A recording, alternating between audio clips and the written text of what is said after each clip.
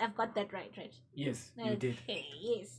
I've got a gentleman in studio, a young man who has written a book that is known as The Dreamer's Motivation on Life. Right.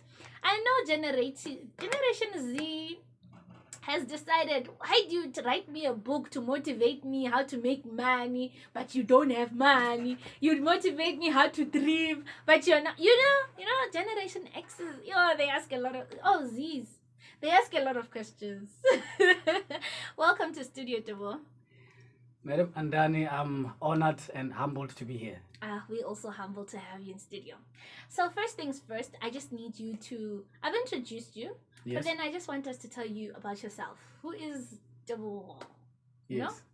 Who are you? All right. To begin with, let me first greet your listeners at home, and also to acknowledge first the opportunity for me to come here and to be part and parcel of the weekend culture on a Sunday with Andani. So, Holwane Teboho, basically, he's a professional, self-empowered, courageous, punctual, okay. helpful, friendly. Okay. And apart from those, I'm an author, speaker, messenger. Yes. So that's Moholani Tebo in just a nutshell. In a nutshell. Awesome. Nice to meet you officially. So, okay, let's get down to talking. You Yes. wrote a book that is known as The Dreamer's Motivation on Life. Yes. And anyone knows that writing is it's not an easy skill. You Indeed. know, it's not an easy skill. So the question becomes, my first question is, when did you discover that you could write? Wow. One of the most difficult questions I've received. Yet, I can answer this question this way for the sake of the listener of VUTFM, that I've discovered that from a very young age, because during my primary school years, I would just sit down at a particular library because I was attending primary school at Homocho. So I would just leave when it's time for me to leave, and then to just find a book so that I can read and inform myself. And then during that time, I don't just read, but I write down. So that means I just take notes of the things that speaks to me by that time. And then only to find out it builds up, it builds up over the years. So writing has always been there. I can say that that's one of the things that our creator has just knit in me, so that by the appointed time, I be able to write something that speaks to someone. Okay, awesome. So you've always known that you're a writer. Huh. You're one of the lucky ones, I would say. Because not all of Seriously? us grow... I'm serious. Not all of us grow up knowing exactly what we're good at and Yes. actually putting in effort in those things. You understand? Yes. I know there is a few people out there who grow up knowing, you know what, I'm a good soccer player, I'm a good writer, I'm a good reader, I'm a good singer, you know, Indeed. all of that. Yes. But a lot of others, myself included, have had to discover it when we were older, what we could do best. All Wow. right. Hence, I'm saying you're one of the lucky people. I'm honored. All right. So who inspired you? Which author inspired your writing career or your writing journey? Wowing. Let me just mention a few Okay. people that I learned from in terms of writing. Because one of the books that I normally read during the course of the day before I can begin the day itself, it's the Bible. And then Okay. apart from the Bible, there are books that I'm collecting. And I can say, I don't think that you know these authors because most Try of them are not locally. Try me. Try Yeah, me. for the sake of the listener at home. Yes. Yes, one of the authors that I learned from is Matthew Okay. Ashimolo. So he's an Nigerian author. Okay. And then apart from Matthew Ashimolowo is Sam Adeyemi. He's also a Nigerian. And then when I can say locally, because I do read books, I can say Vose Tembekwayo. Yeah, Because he's making waves. yes, because of one of the areas that I want to grow in, it's business more than anything else. So I can mention just those few, both international and local. Okay. So, apart from you reading as a young child at the library, did you ever get involved in any speaking platforms? Because as I've grown, I've realized that Yes. there's many clubs where Yes. people learn how to speak, how to write, how to be motivational speakers. Yes. Were you ever part of any such clubs? Not at all. Oh, okay. Yet, what I can share to the listener of VUT FM is that I was that kind of an individual who was shy when I grew up. That means in the primary years of my life. And then as I grew up to be an adult, that's wherein I think the confidence grew in me, because I was that particular individual that loves his space. But when I'm given an opportunity to speak in front of a class or in front of people, that's wherein I can speak. That's when people realize, what? This person can speak. You see, so yet I'm that kind of a person that speaks according to time. So I don't just speak.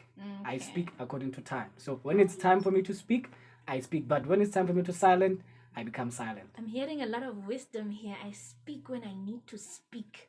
Ah, okay.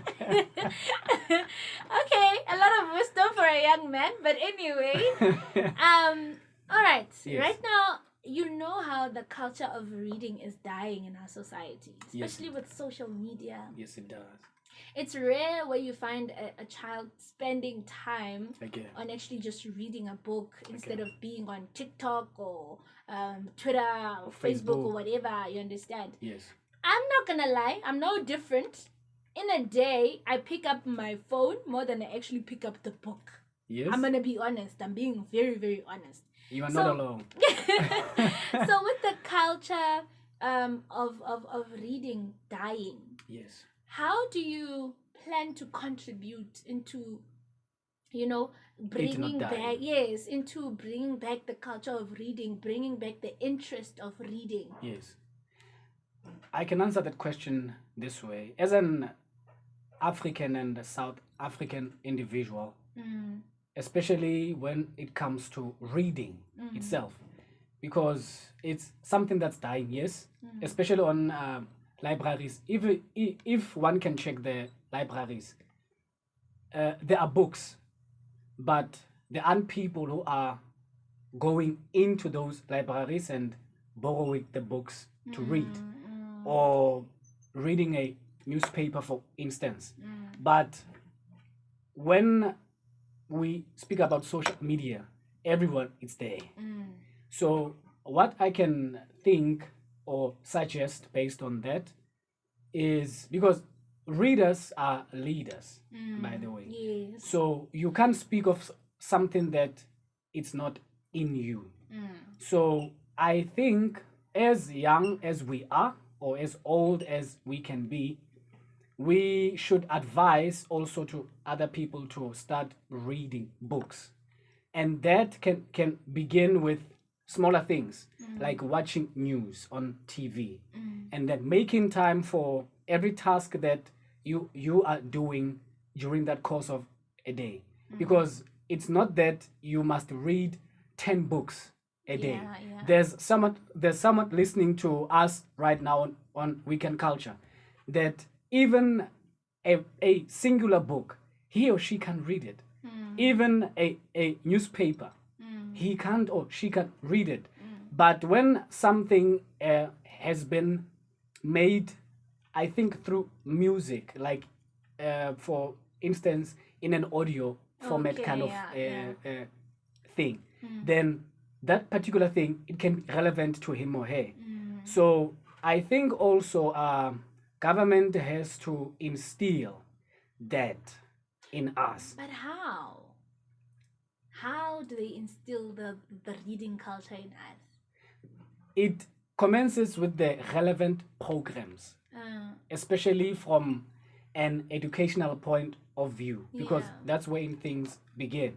And then also in our homes, that means us as parents, we must instill that reading spirit in our children, so that when they grow up, they know that at least I can read a book, I can learn from reading a newspaper of something that's has happened elsewhere. At least I'm aware than not to be aware at all. And then when, for instance, the issue of load shedding, there's people that ignore that. Okay, more tlakase utima at which time, but that particular thing, it affects them. So that means is a sign of ignorance, of which in us as South Africans or Africans, it's what I think we must reject, and then elect hearing other people when they speak. And then I think that culture, it can grow, because it has to begin with small baby steps first. Because as I've said now, there are people that can't even read newspaper. So for him or her to read that, it's a challenge. So I think those kind of things have to be addressed from our homes. And then, because when they are addressed from home, you will know that when you go to school, either primary school or secondary or college or university, by that time, at least you know that reading plays an integral part in my life, because it informs me of what is happening around me and away from where I am. You know, you made a very good point about how the reading culture needs to be attacked from our homes. Yes. As parents, you need to teach the kids the Yes. reading culture, because you know, one thing I've noticed, Yes. kids as young as 1, 2, 3, you know, Yes. they know how to operate phones, smartphones. More than us. They know how to operate smartphones. Yes. So I think the culture can start, like you were saying, it can start from. I'm not saying all hope is gone for the older ones, Yes, the yes, yes. teenagers, Yes. but we can start from the younger ones. If, for Yes. instance, I am to have a 2-year-old right now, I can start by deciding, instead of me giving the child a phone, I am going to develop a culture of reading, Yes. right? Because I know in my experience when I was younger, we used to have reading time, literally. The time when my dad comes back from work, Wow. and then we are waiting for supper. Yes. All the kids with my dad, we sit and somebody's reading something. Amen. And then when you're done, you have to explain to my dad what you read. Yes. And it was as simple as like a storybook with pictures and whatever. And then, of course, as we grew, we started to read novels. Yes. But it started at a very young age. Baby steps. Yes. So I really support your idea of saying, let's start this culture from home, from the very youngest of young kids. Yes. That is a very good idea. Speaking of ideas, Yes. how did you get the idea to write this book, The Dreamer's Motivation on Life? The usual suspect. Let's talk about your book now. When did you say, I have an idea? Yes. And how long did it take you to write this book? Wow. I was Andani and the listener of VUT FM at home. I enjoy speaking about the dreamer's motivation on life, subtitled A Book of Your Paradigm Shift, more than anything else. Okay. So far, so good. Because the idea, it came from different angles of my life. And one of those angles is there was 12 months ago. There was a time in my life wherein I view the world that what is it that I can do in order to reach out to dreamers, doers, leaders, lovers of life, servants, messengers, and believers that has ideas running in their minds, and people that are seeking to find their purpose for life, and then people that have plans that they want to achieve themselves. And then during that space, in my spirit, this was dropped, that with every gift, with every skill, with every knowledge, let me help other people succeed in their lives. So that word, it rang in my spirit, and then I began to ask myself that, all right, I've asked a question in that state, and then I receive this word. That means there's something that I must do to make sure that it becomes fulfilled, the same word. And then as time goes by, because I'm a believer, by the way, so my creator began to lead me based on that word, that with every gift, with every skill, with every knowledge, let me help other people that they may succeed in their own lives. And then during the midst of that, or the steps of that, it led me to a book, but I wasn't aware, because there were days in my life, 12 months ago, as I've said, that I would sit down and write. Sit down and write. So I can go to other places outside, but when I come back, there was that love and passion in me to just sit down and write. And then by the time I realize it's a book, it has chapters in it, it has words. So I was astonished myself. Can I get my kids together? What is this? And when you were just writing? I was leaving home, coming back home, writing, and then engage in other things that I do, and then sleep, and then do the same thing. So it wasn't like I am writing a book. It just happened to be a book as you continued writing. As I continue writing these things down. It wasn't you sitting down and saying, yeah, today I'm starting to write my book. No. It wasn't. For me, it wasn't that. But it developed daily. And then by the time wherein I was like, okay, let me check what is it that I'm just writing. Only to find out this is a book. And then after that, I said, all right, these words are dropped in my spirit. That means there's someone that needs to hear this. So better than myself. So I said to myself, that means this is a book. It will need capital. It will need publishing and graphic designers. Because as I've said, I'm a believer. So I closed the door of my room. I said, my creator, you gave me this word, not for me, because I'm just a voice to someone, and I'm just a vessel of sharing to someone. Let it be relevant, because I didn't have to keep it to myself until it happens to be a hard copy now, which is the dreamer's motivation on life. That's how it came. So let's talk about that. How did it become a hard copy? How did you go about publishing? Yes. Who did you consult for the publications, for the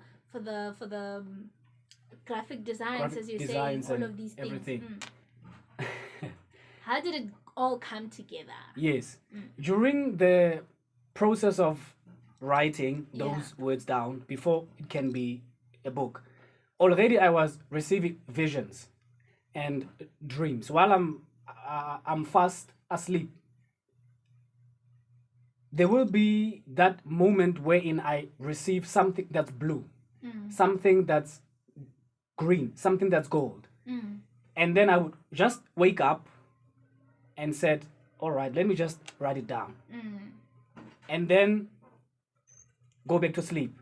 So by the time I realize it's a poster that I've just done the sketch of it.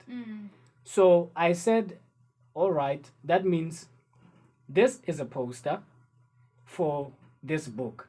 So the process, I had to find a graphic designer to design this book, because these are the things that I'm seeing. So they have to come alive.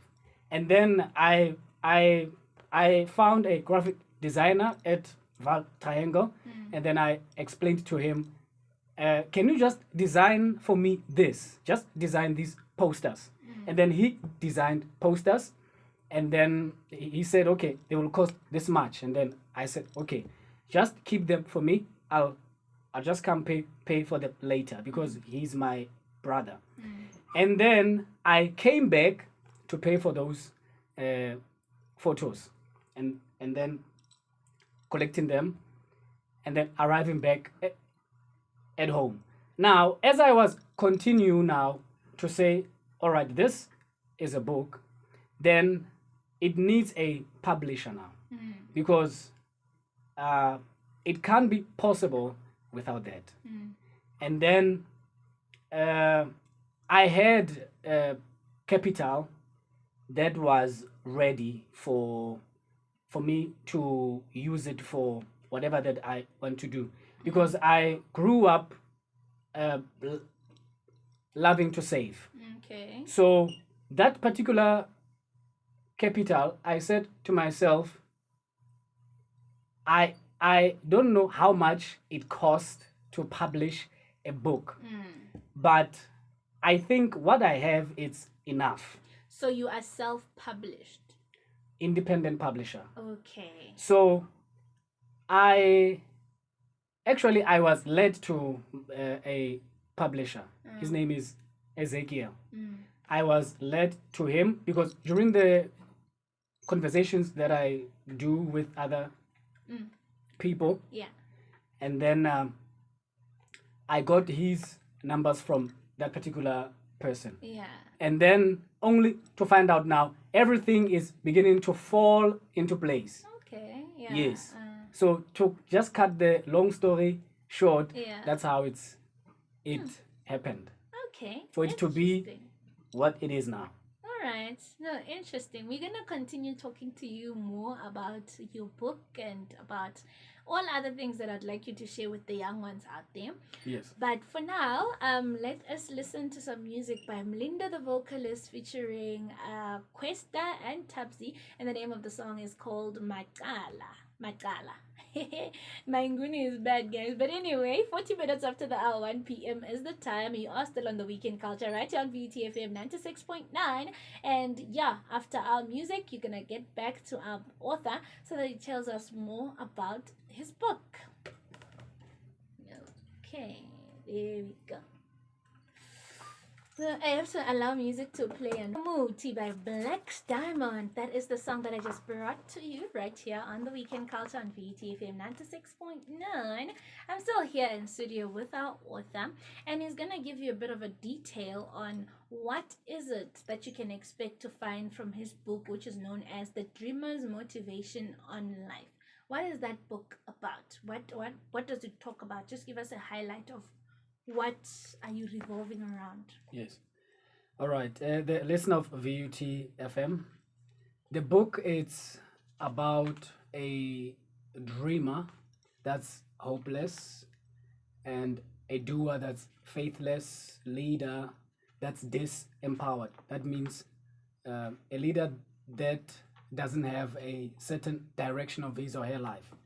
And then a book is relevant to a messenger, lover of life, and a believer that has a vision, purpose, and the plans that he or she wants to achieve in life. So it has 10 chapters that will speak to you like nothing has ever did.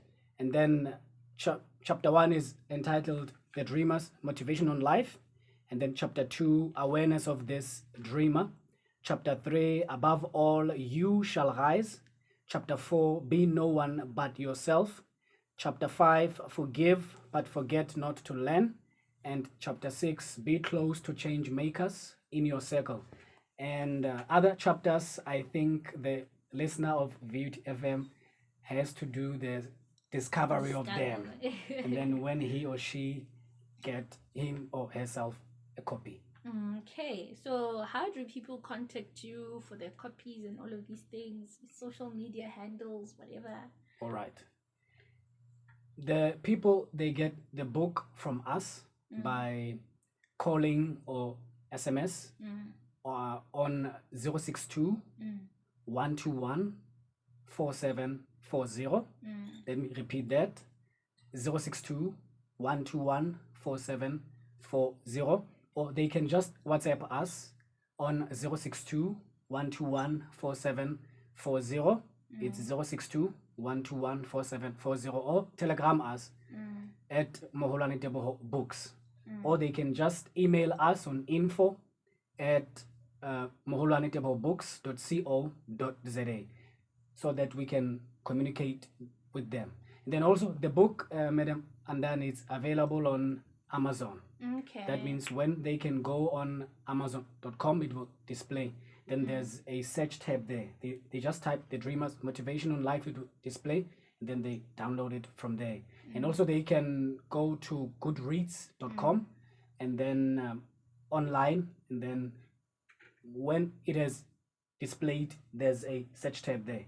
Then they type the Dreamers Motivation on Life, it will display, and then they download it from there. All right. So I was talking earlier on about self-love.